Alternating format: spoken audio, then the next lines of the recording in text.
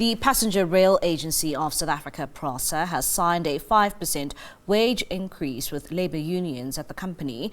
The unions SATAWU and UNTU have been meeting with the employer at the PRASA Bargaining Forum on wage negotiations. The unions tabled demands of a 10% salary increment across the board, housing allowance and medical aid.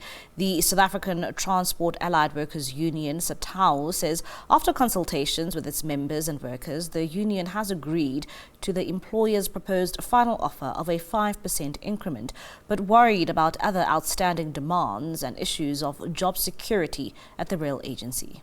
We have signed 5% salary increment across the board. However, we are not satisfied as SATAWU. We have so many outstanding demands that were not met by the entity. That includes housing allowance and medical aid. And these outstanding demands are as important as wage increments. The negotiations were very tense and they took longer than anticipated because there was no consensus between Labour and the management, as they kept on coming very unprepared with nothing to offer at all and claiming to be bankrupt to meet our demands. But eventually they tabled 4% salary increment and we rejected that nonsense. And later they came back with 5% being their final offer. Workers mandated us to accept the offer. We also demanded that the employer must sign a no retrenchment clause.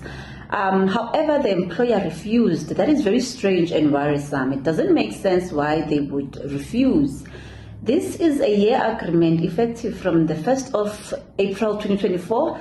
The implementation for the increment will be at the end of July 2024, and also the back payment from April to June will be paid in lump sum as from the end of July 2024.